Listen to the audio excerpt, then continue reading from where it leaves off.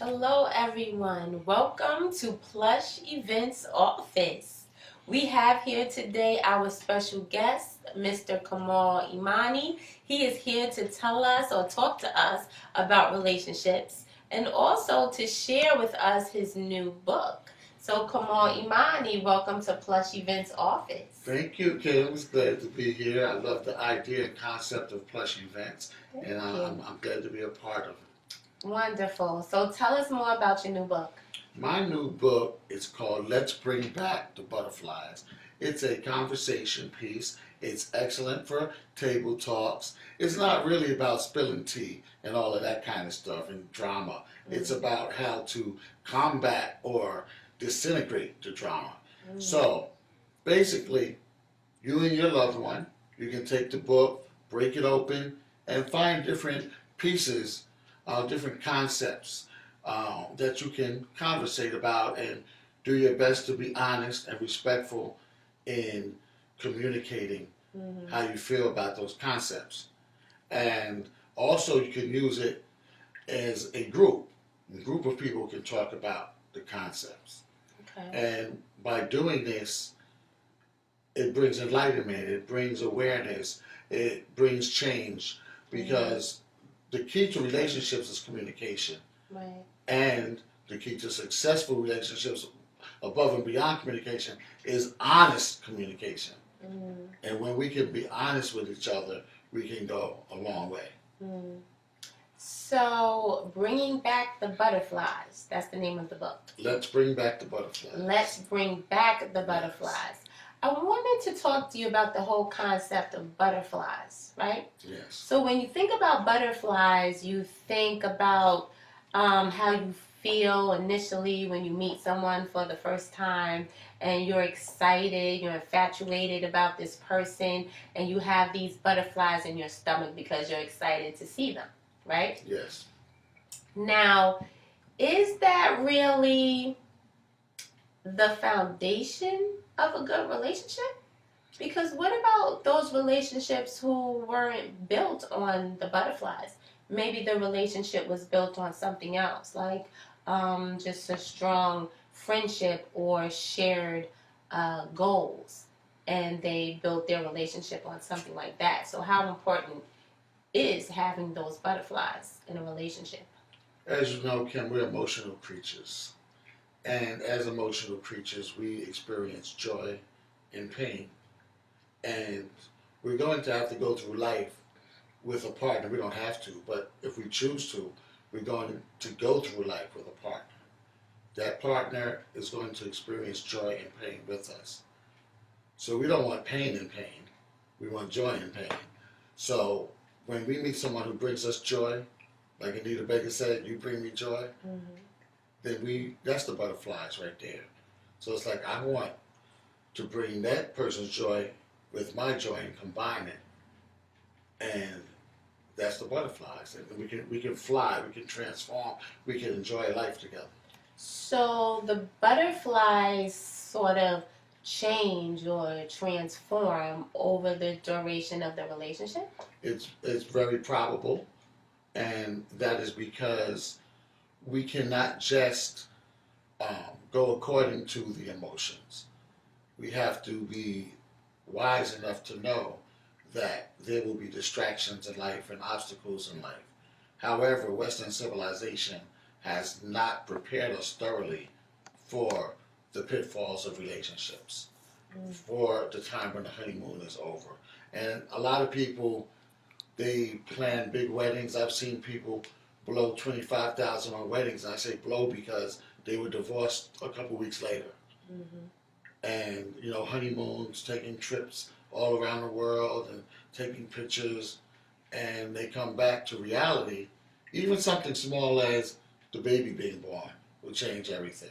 Someone losing a job will change everything. Were you prepared for that? Western civilization hasn't prepared us for that. So we have to have joy and butterflies, but we also have to have the mindset that when things go wrong, how are we going to react? And are we going to remember the reasons that we got together in the first place?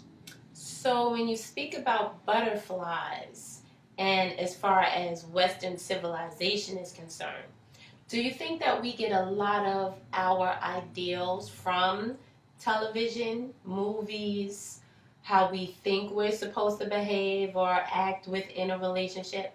Yes, you have the Barbie dolls, Ken and Barbie. You have the young girls learning how to cook and dreaming about her ideal husband and her ideal home. And you have men, the boys, they learn about cars. And I want a car, I want a fast car, and then they learn in the cartoons and reality TV, etc. Soap operas, everything. You learn about, hey, I gotta have this girl and she has to be 36, 28, 36, and blonde hair or light skinned or whatever it is. And these become artificial ideals.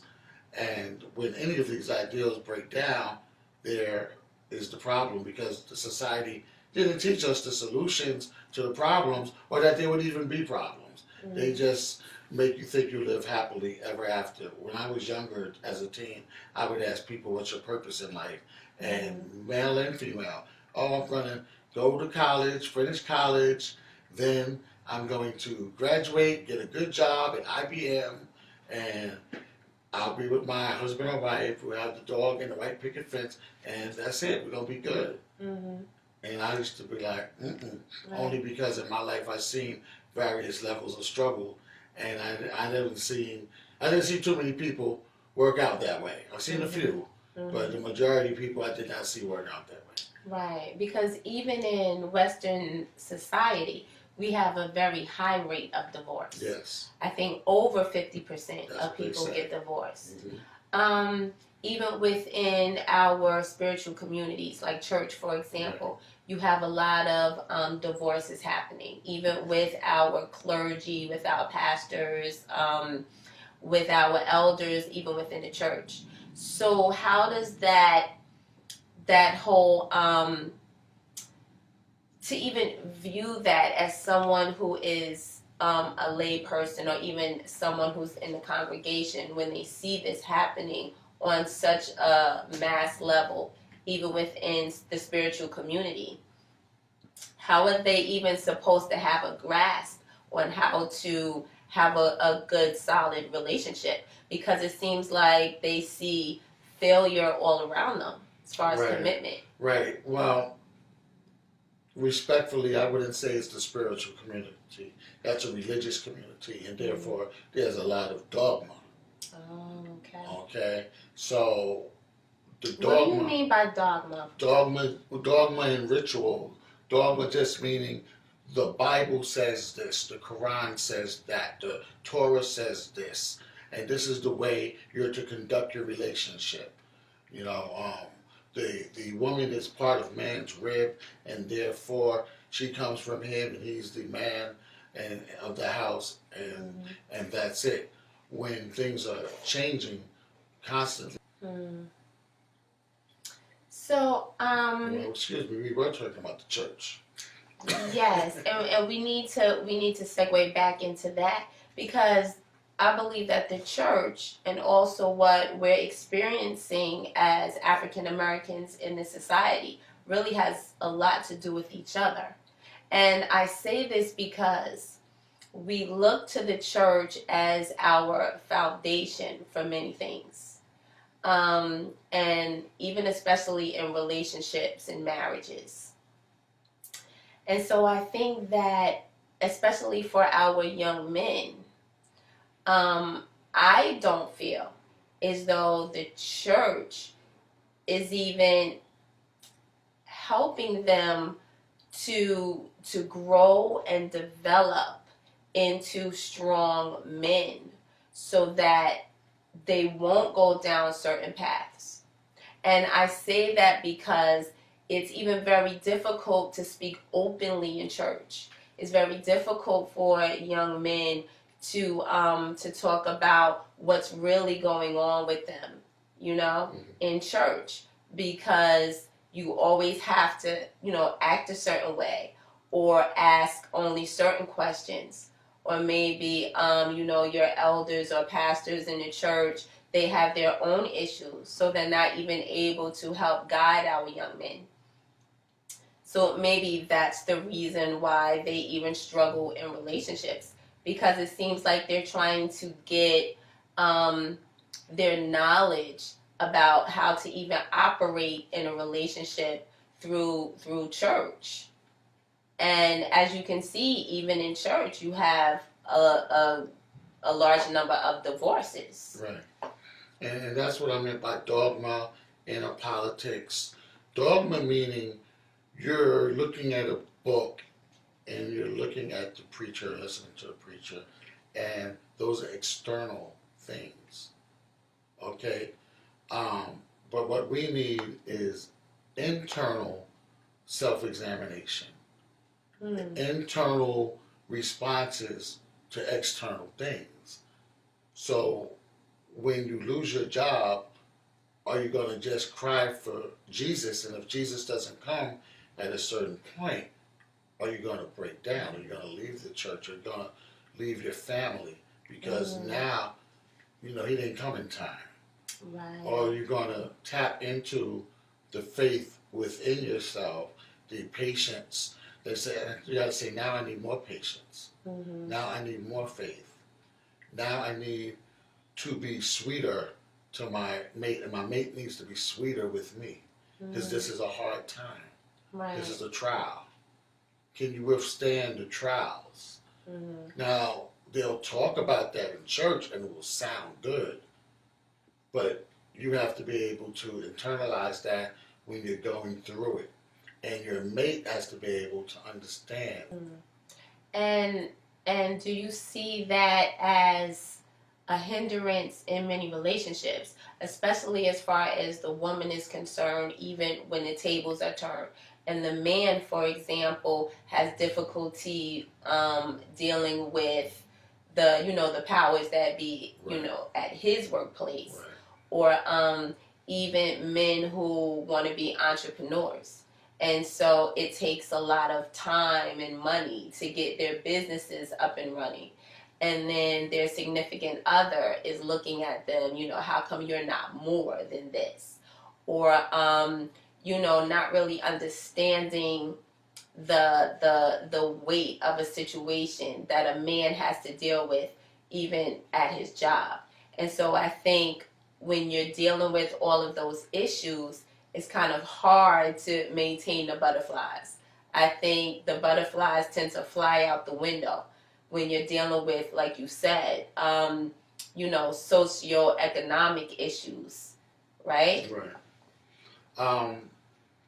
I believe that it's going to almost seem like I'm evading the question, but I believe that the woman has to know, and the man has to know, that they're each other's gifts from nature, from God, life, the universe, whatever you want to call it. So if he's your gift and he's having problems, the butterflies shouldn't totally go away, because he's not your problem. The issue is the problem. How do we resurrect, or how do we correct that issue and keep our relationship going? In other words, if you love Jesus, you're not going to stop loving Jesus, no matter what happens in your life. Wow. You're not going to stop loving Allah, Yes. Jehovah, no matter what happens in your life. Most people are not going to stop loving their mother. Right. Right? So why are you going to stop loving your man? Why are you going to stop loving your woman? Why are you going to stop loving your children? So that's, in my book, we talk about unconditional love. And it's like, if I'm not going to stop loving Jesus, I love Jesus, I still love you. I love what God gave me. But reality is that we put conditions on each other. Yeah, we do. That's reality, right? We do. But it doesn't have to be reality. And I think that's the key point. How do we get to that point where that's no longer a reality, that we put conditions on each other, right?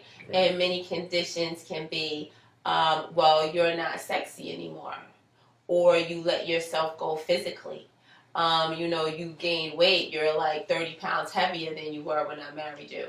or you don't have the job that I think that you should have, or you're not making the money that I feel that you should be making, or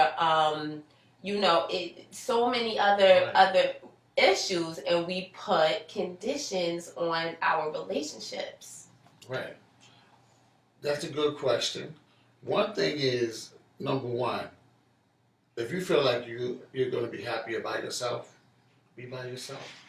Mm-hmm. But also by yourself, if you put if you don't need that person, right? Okay, they lost their job. He lost his job. Let's say, okay, he lost his job. Mm-hmm. You're mad at him because he lost his job, right? But without his job, you're gonna fall apart. No. Right. So if you're not gonna fall apart, then why be? Because you have something for yourself that you built. Mm-hmm. So why crucify him? In other words, like you have to be together for yourself and you're bringing your leverage and your resources to the relationship. He's bringing his, and you both knew what it was in the beginning. Mm-hmm. So it can only go up or down, but you're planning on it going up. But sometimes things are going to go down. Now, when it goes down, you're going to fall apart. But what if it stays down? If it stays down and you're not happy, you need to, you got to talk about it. Mm-hmm. And if you come to the point where you got to go your separate ways, go your separate ways. Mm-hmm. If you just can't rectify it, But the funniest thing about it, you go your separate ways, and what about he finds a good job after that? Mm-hmm. Now you want him back? Mm-hmm. Or you see him in the future, he's balling and shot calling, now you want him back? Right. Because the only problem was money. It was really, if you were a little bit more patient or had a little bit more faith. But yeah, he's going to say, yeah, come on, baby, be a little bit more patient, have a little bit more faith, and yours runs out. Hey, we can't knock you for your patience running out. Mm-hmm. We can't knock you for your faith running out. Mm-hmm. But the key to this from the beginning is the ideal situation would be for both people to approach the relationship as friends and with a spiritual perspective of giving 100%, Mm-hmm. honoring their vows, not honoring them because the preacher said so, Mm-hmm. but because they love each other, and he said for better or for worse, or the Bible said it. And I think that really is a great segue into the next topic, because many people, especially our young people coming up today, they don't even understand the meaning of vows and understanding vows, right? Right. And they don't even really have a strong concept as far as marriage is concerned. So they look at marriage from a biblical perspective, but then many of our young people find that the church is hypocritical in many instances. And so they're looking at media, television, movies to try to give them an idea of what a real relationship should be. So how do we help this younger generation coming up to really have solid relationships when they don't even have a real solid concept, as far as what to follow? Again, it starts with self. If by yourself you don't even know to keep your own word, Mm-hmm. right? Mm-hmm. Keep your word, like your word is who you are, your reputation is who you are. Most of them don't know that. They don't know that word is bond, and bond is life, and you should be an honorable person and a positive power in your community, Mm-hmm. in your family. So if your word means nothing and her word means nothing and you get together, everything's going to fall apart. Right. You have a horrible foundation, because the foundation first is moral. Mm-hmm. So when I say that, we're talking about honesty. Okay. That's the whole foundation is honesty, and that's what I mean by friends. True friends are honest with each other, Mm-hmm. right? So if you're both honest, then everything, like, okay, you can set up the relationship like, I only like this, I don't like that, this is my strengths, This is my weaknesses. Well, are you going to build on that? Are you going to try to change that? Can we work on that together? Can we work on it as a team? I hate when you do this. All right, can you please stop? As long as you talk to each other in a nice way, a respectful way, you can talk about anything and be totally honest. And you know what? Sometimes I feel like I want another woman. Sometimes I feel like I want another man. Sometimes I feel like you're not satisfying me here. Sometimes I feel like if you set that up in the beginning, or can we have other people? If you set it up honestly, you're good. Right. Now, do you think that that has a lot to do, though, with the breakdown of the traditional marriage, even within Western culture? Yes, because people are deceiving people. They're cheating. That's just deceiving. You're sneaking. Right. That's the problem. The preachers are sneaking around. So he's only in trouble because he snuck and he got caught. Now, the guy that says, I got 3 wives, or the guy that says, I'm single and I don't want a commitment right now, right? Or the female says, I'm single and I don't want a commitment right now. I just want to be friends or friends with benefits or whatever it's going to be. They're not sneaking. Right. They're not cheating. They're being honest. Now, if you fall in love with them and they tell you what it is, then that's your problem. You're trying to change somebody. But in our culture, don't you think that we were raised to be monogamous with each other? But at the same time, many people have like this other side to them where they're trying to, get the butterflies again. And I think that a lot of times we try to go for that initial high in a relationship.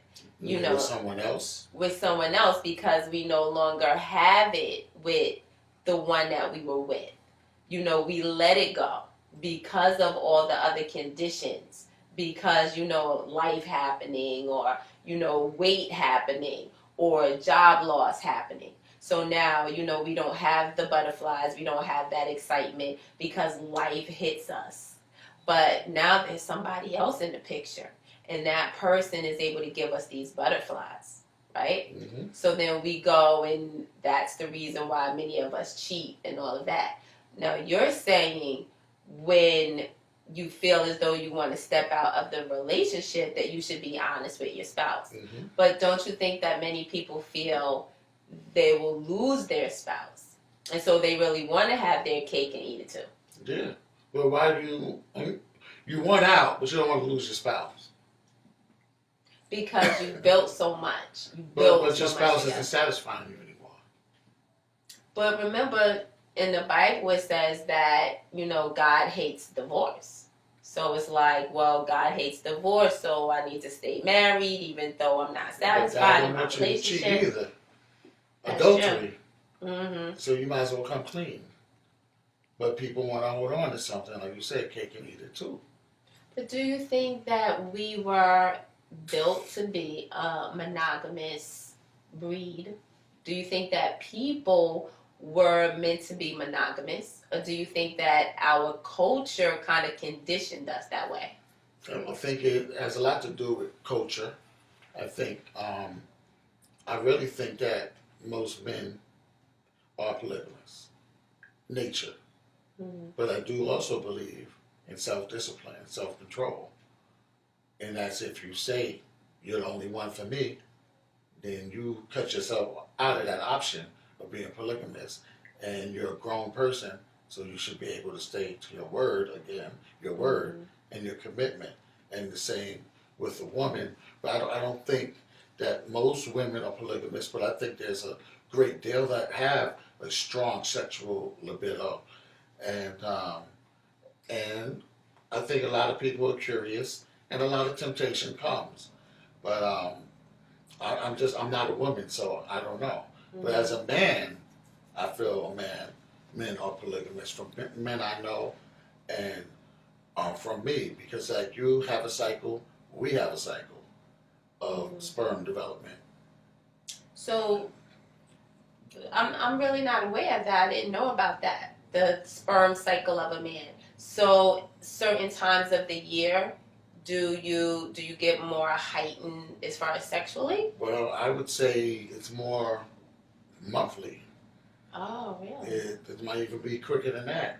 Right. Um, when the sperm builds up and a release is needed. Mm-hmm. And if that release isn't met, a man will do almost anything. And that's why we don't want to get too deep, but Right. I'll say men will do many different things to get that release. And if he's in a relationship, and that's what he definitely needs to communicate that. Mm-hmm. If he doesn't communicate it properly or she doesn't understand it, he's going to go somewhere to get it. So then it's really not him looking for the butterflies again. No.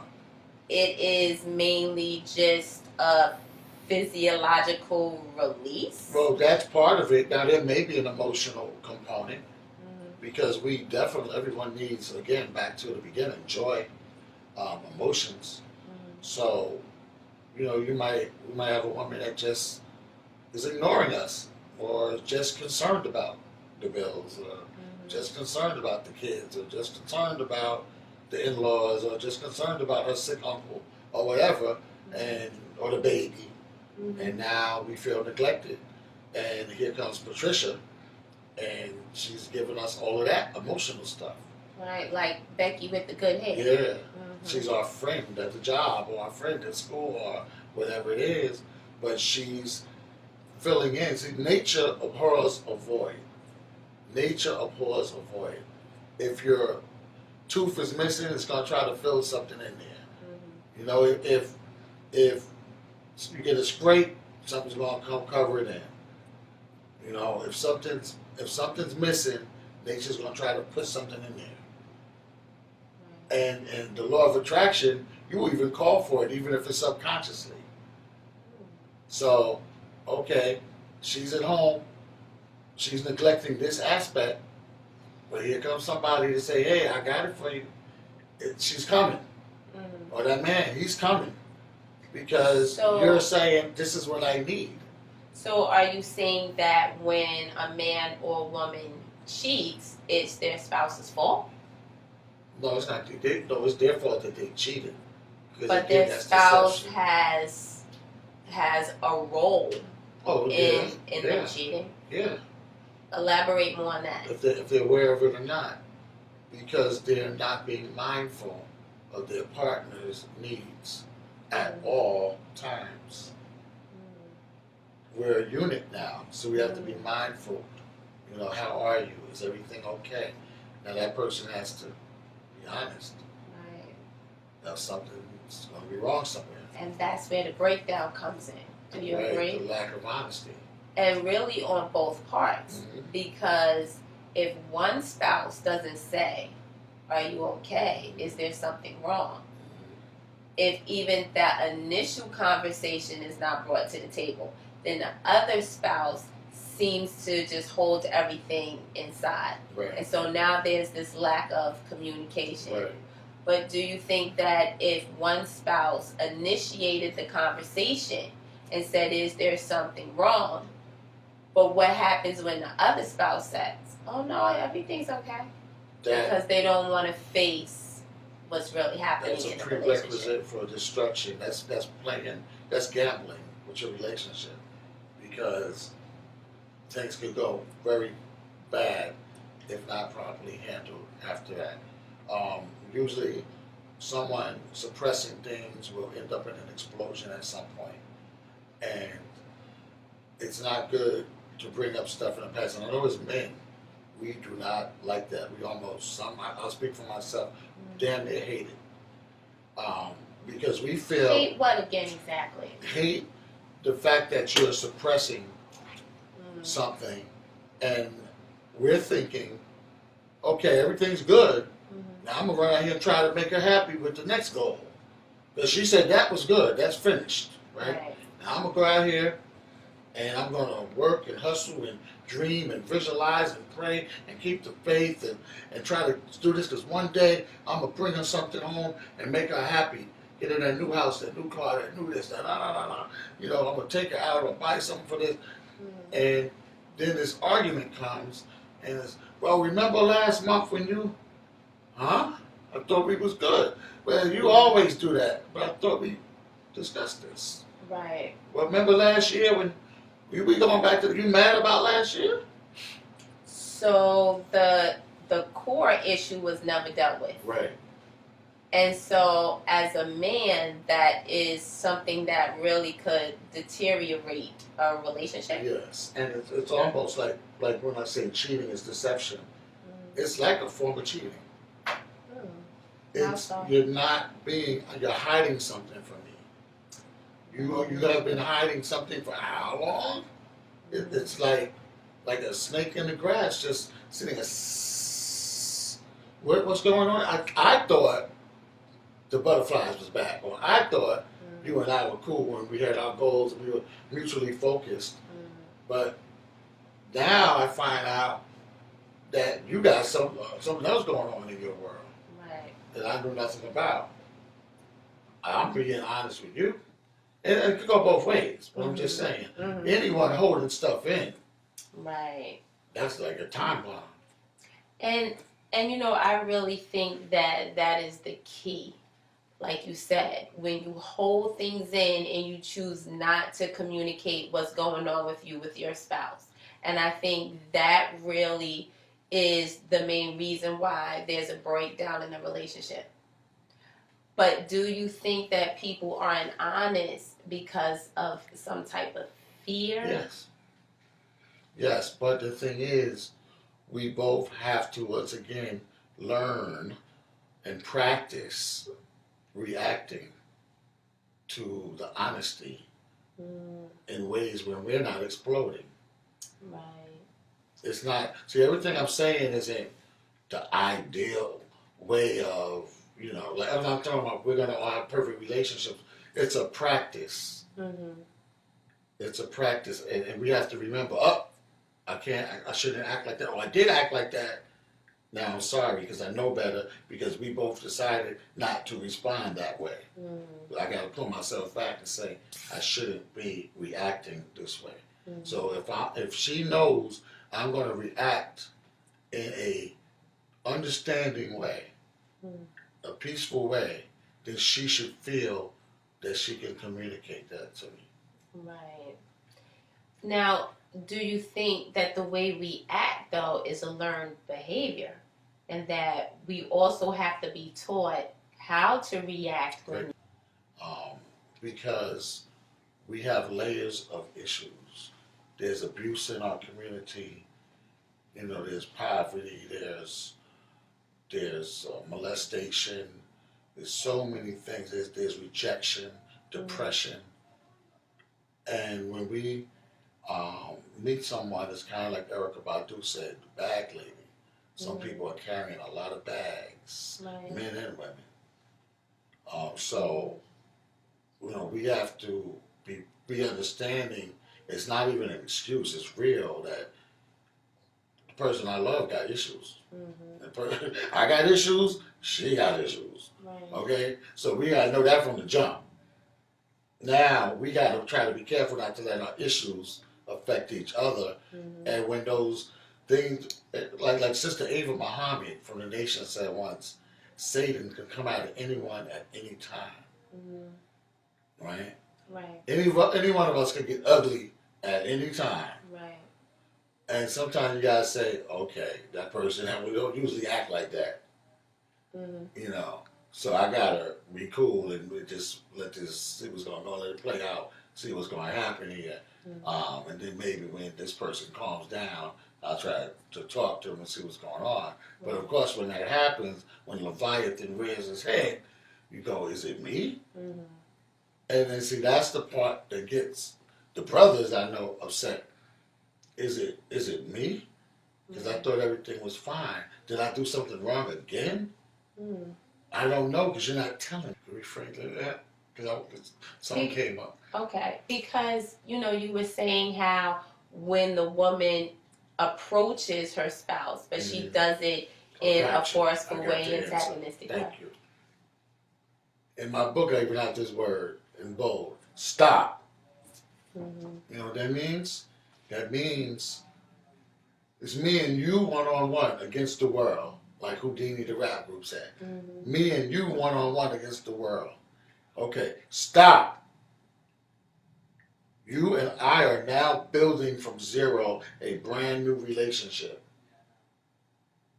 Whatever you learned over there, whatever I learned over there, how to pop my neck and talk junk and raise my voice and be nasty. Not that I still don't do it. I try not to, but it comes out. Right. But whatever I learned, no, this is you and me now.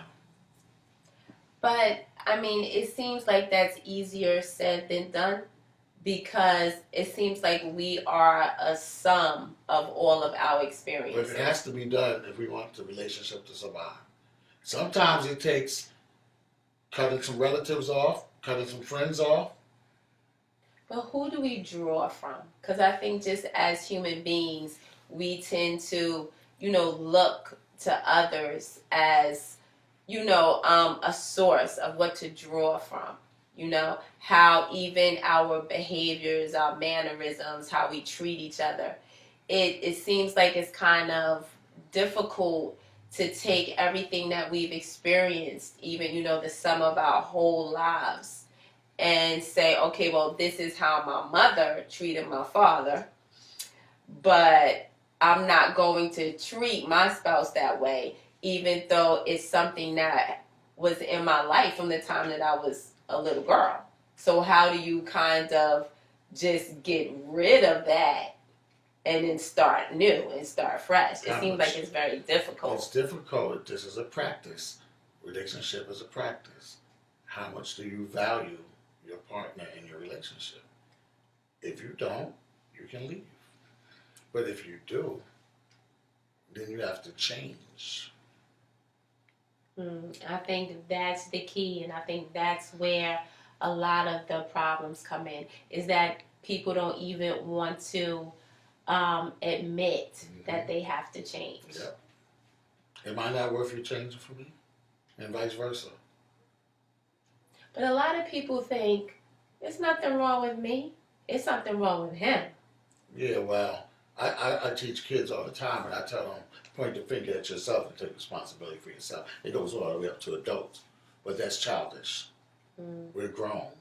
See, we need to get married as adults. And if we don't, we need to become adults quickly. Because it's adult business. So, do you think that when a couple breaks up, that it's never only one person's fault? If a couple breaks up, do you think that they equally had a responsibility in that breakup? I think every situation is different. I mean, law of physics says when two things come together and they leave, you take a part of each. I mean, we were both playing this game together. We were in this situation together, so we probably both made mistakes. But there's one person that was more dissatisfied than the other. So I don't think there should be blame. Because again, when you first got back together, those butterflies was there. Nobody was blaming nobody for all the good stuff. It's just we let the bad stuff get out of control and overwhelm us. I wanted to go back to what you said as far as men being polyamorous or polygamous, right? The cycle. Right. Now, you know how a lot of women say all men cheat. So, I mean, do you agree with that? No. But you're saying that you believe that men, tend to want to be with more than one woman, that they really weren't created to be monogamous. So, aren't we kind of forcing men into a situation that's unnatural for them with monogamy? And for the most part, I wouldn't say forcing. It's kind of optional.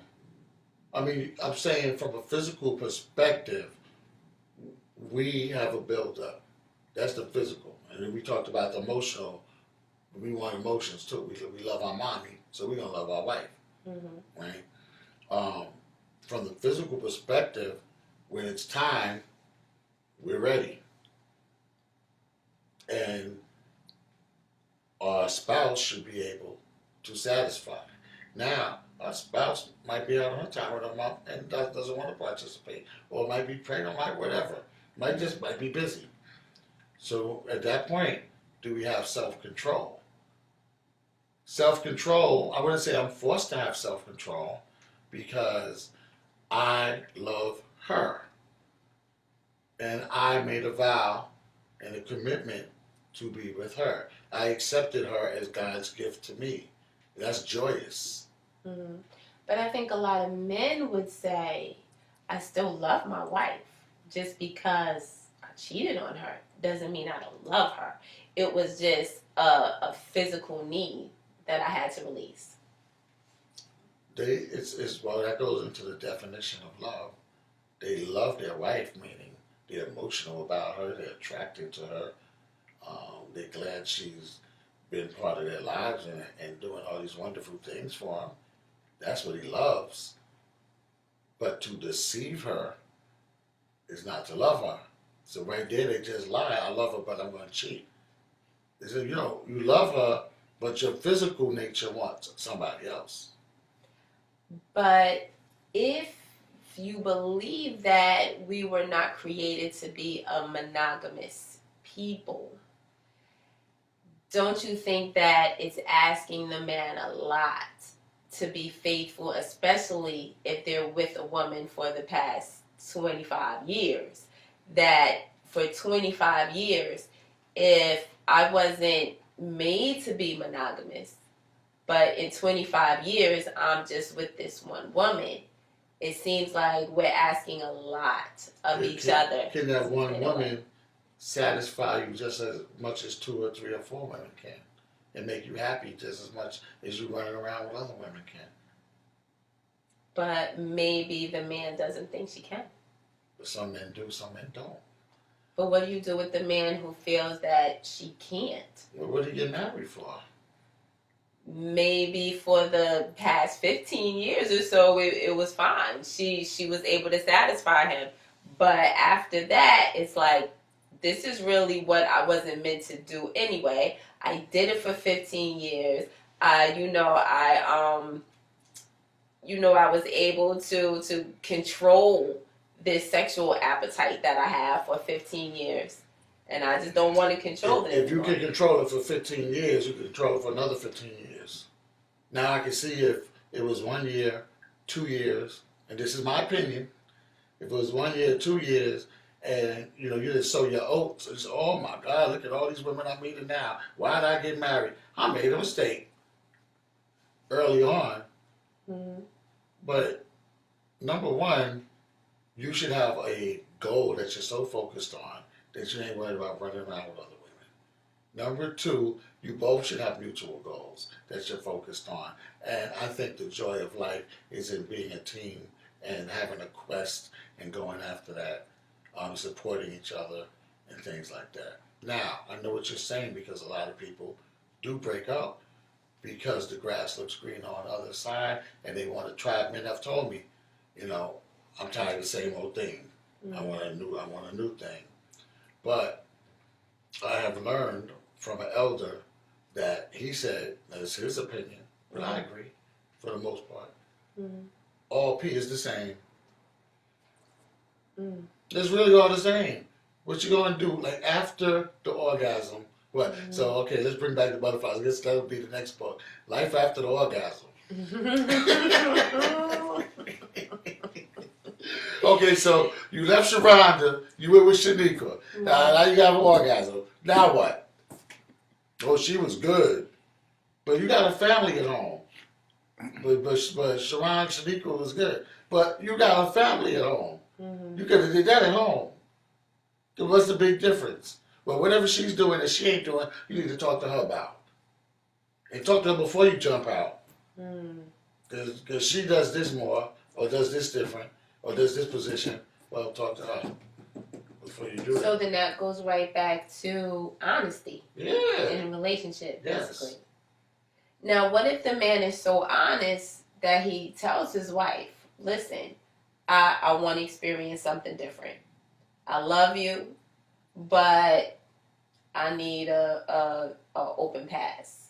Well, she's probably gonna flip out and it's gonna be the end of the relationship because we're Western minded, and you should have did that early on. Again, so I think what my book is about and my philosophy is early on, straight up in the beginning.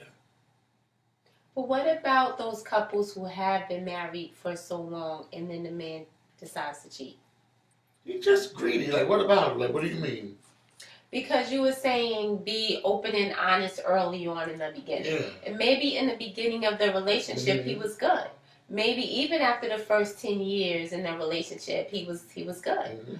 But he sees her, somebody else, she's attractive, she's giving him the attention that he desires, fulfilling his needs emotionally, she's eye candy or whatever. And he's like, I just needed something different. So what about him? What's the question? Do you give him a pass? Does who give him a pass? His wife. Should his wife say, I forgive you, I understand, and we're gonna stay together and we're gonna make it work? Or should his wife say, well, you deceived me, I can no longer trust you, and this marriage needs to be over? I guess that's up to her. You probably answer that question better than me. But if I was to put myself in a woman's shoes, I think I'm all that, and I'm doing everything for you. There ain't no need for you to leave for no chick, and you should have just told me. But what if you were the one who cheated? Like, should she forgive you and continue in the marriage, or should she say, this isn't working because you deceived me? It depends on the person. Could she really forgive? I don't know if she could really forgive. I wouldn't forgive somebody like that because I would never trust them again. And sometimes I'm getting ready to lay down with her and I'm thinking, Dexter St. Jocks is on top of her in my imagination. So I can't do it. Right. But then that goes back to the whole monogamy thing. It's like if you believe that we weren't created to be monogamous, but yet you wouldn't forgive if she cheated, it's sort of going against each other. I think we have a lower self and a higher self. And the key to relationships is spirituality. Spirituality, self-examination, self-elevation, self-transformation, resurrection. Our goal should be to be spiritual giants. Our goal should be self-mastery. So we should be able to master ourselves to the point where that's not, cheating isn't something that should really happen. If those are your goals. But if your goal is just to get married and have a honeymoon, raise some kids, and retire, that's mundane goals, which are fine. But now you see Belinda, and you want to jump in her. Well, you just don't have any self-mastery. When I say monogamy and polygamy, these are concepts, and I just believe physically that's the case. But again, because there's 4 months go by, and I got big urges once every 4 months, and 4 different women come when I have those urges, do I need those 4 different women? Or if I still have that one woman when I have those urges, can I just be satisfied with her? So polygamy might not be the word, but what I'm trying to say when I say that is that we have a cycle, for sure. Now, there may be something that is primitive in us, whereas we were going out to war, we were going to different lands, different villages, we're far away from home, here comes a woman.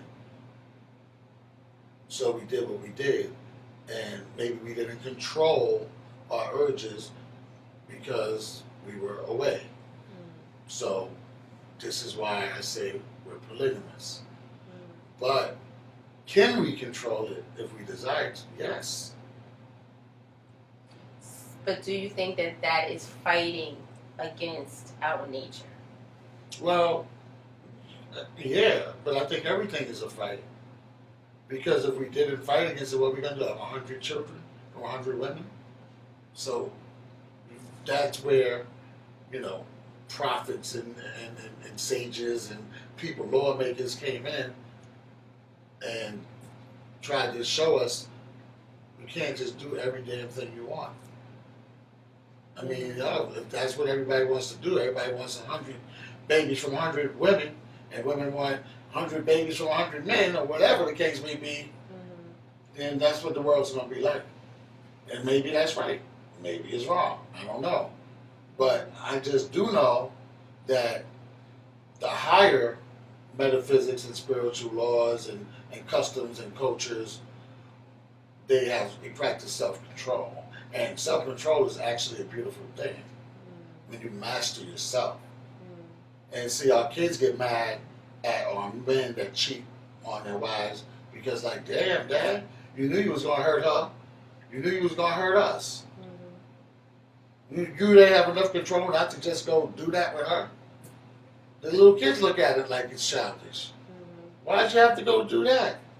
You got everything at home, Daddy. Right. Oh, because I'm polygamous. Now that sounds like a joke. Sounds like a joke. You should have said it from the beginning. I will have different babies from different women. Take care of everybody. They're still your brothers and sisters. From the beginning. So you agree with some cultures that practice polygamy? As long as it's honest, out in the front, and it's not forced on people. It's like, oh, the little 16-year-old or 30-year-old, I'm the king, I want her. I don't think that's right. Or the arranged marriages, I don't think that's right. You know, I understand there's some science to it, but in terms of people's emotions and spirituality and joy, and then letting them find the butterflies on their own, I don't think you stick somebody in front of them and say, this is who you're going to be with for the rest of your life. But I believe it has its place, and I believe that if we weren't so westernized, we could be able to do that here because it's not, see, we think about sex so much in America, like sex is a god. Like you just gotta have sex or else, I don't know. And we're just very over sexualized.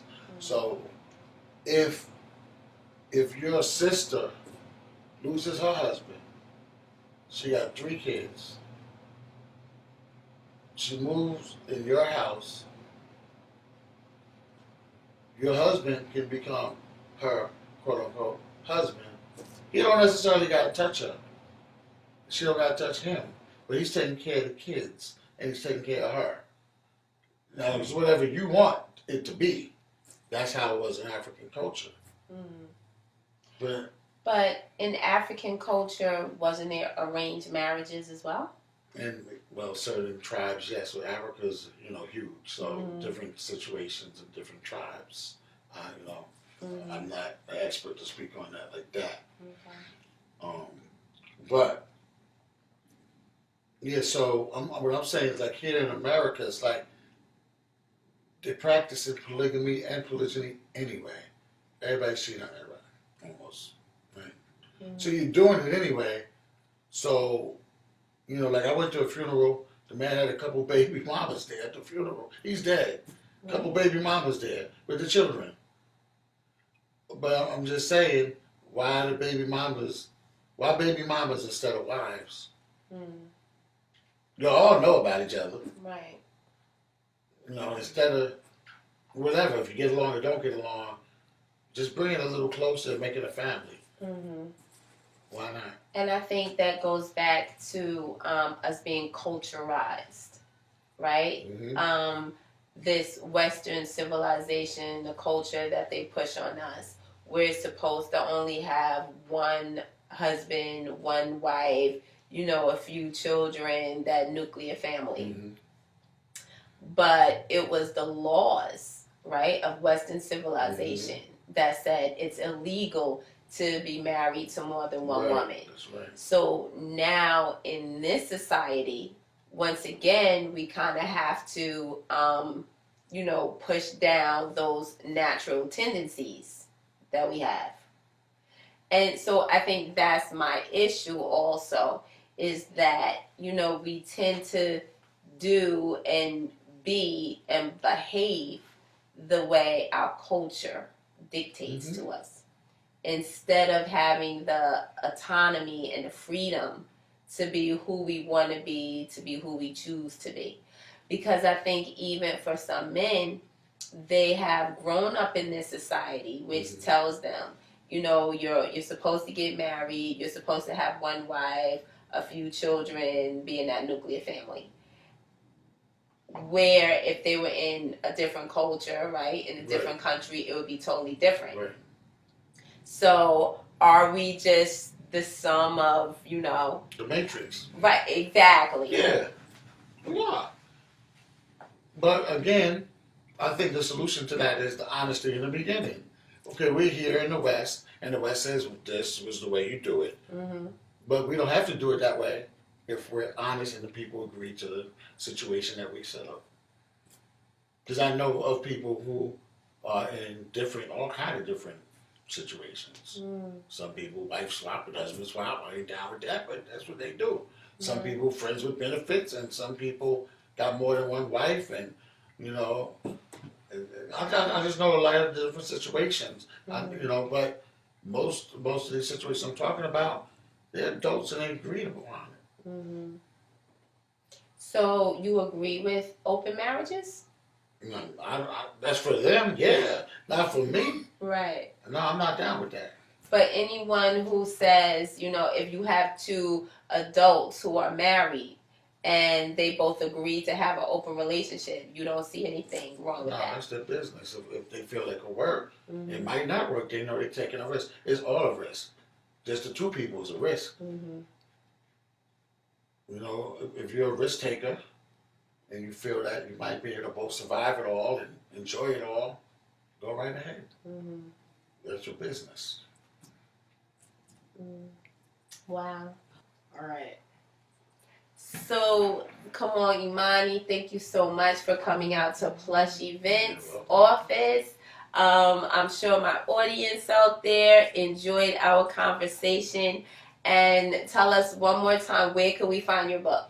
You can find my book on lulu.com, LULU.com, and other fine stores. Just search in Google. It should be on Amazon now. And what's the name of it again? Let's Bring Back the Butterflies. Let's Bring Back the Butterflies.